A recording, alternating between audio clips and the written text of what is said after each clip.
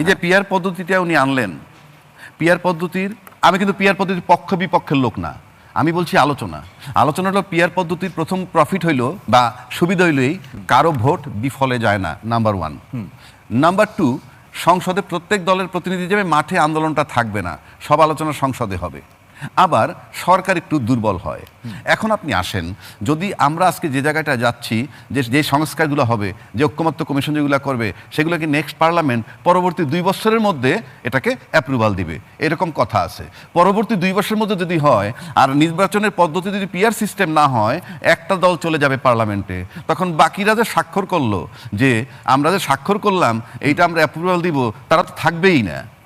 তারা তো বলছেন যে বাস্তবায়নের জায়গাটা অনিশ্চিত হয়ে যাবে, হবেই না, আমি নিশ্চিত করে দিচ্ছি। আপনি কোন আমি বলে দিচ্ছি হবেই না। নাম্বার 1, ক্ষমতার লড়াই, এখানে আদর্শের লড়াই নাই।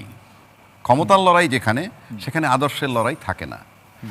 এবং এই কারণে আমাদের ক্ষমতায় যাওয়ার পদ্ধতিটাও জোরপূর্বক, এবং ক্ষমতায় যাওয়ার পর টিকে থাকাটাও জোরপূর্বক। আমি অতীত যা দেখছি, অন্তত 2-3টা নির্বাচন ছাড়া, যেগুলো 91, 96, 2001 এই পর্যন্ত যদি বলি, বাকিগুলো হইলো যাওয়ার পদ্ধতিটাও জোরপূর্বক। তার মানে সেন্টারে মারামারি হয়। এটার মানে কি? এটার মানে যাইতে হবে।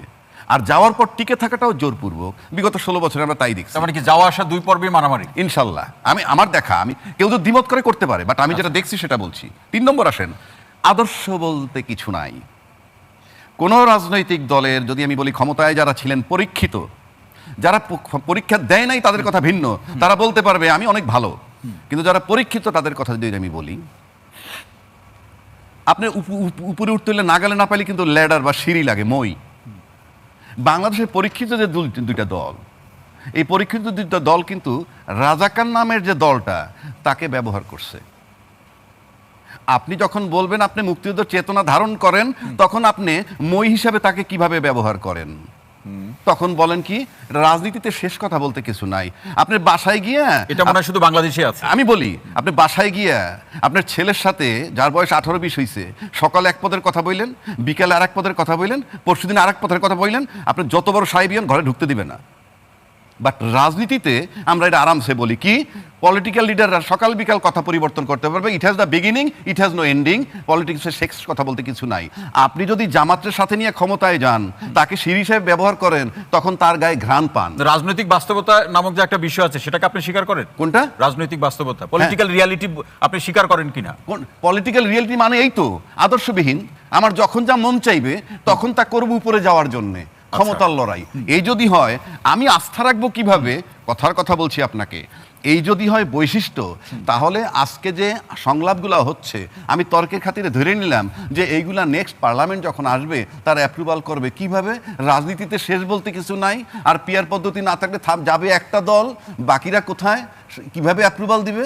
সুতরাং আপনি যদি ওইভাবে চিন্তা করেন, আপনাকে যা কিছু করার এইভাবে এখনই চিন্তা করতে। এই চিন্তার মধ্যে নির্বাচন নিয়ে শেষ কথা বলুন। নির্বাচন নিয়ে যে কথা শুনছেন, তার নির্বাচন নিয়ে যে শেষ কথা আপনারা শুনতে চাই বা জনগণ শুনতে চাই, সেই কথা কি এখন পর্যন্ত শুনতে পেয়েছেন?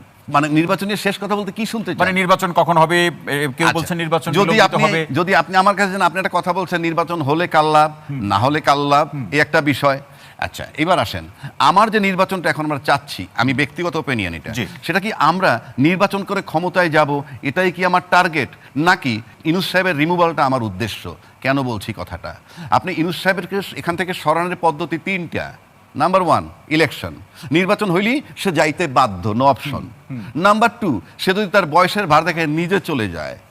নাম্বার 3, যদি নির্বাচন দিল আর কোনো ফেতনা বাঁধলো বা নির্বাচন দিতে গড়িমসি হয় কোনো কারণে, তাহলে আন্দোলনের নামে সরিয়ে দেওয়া।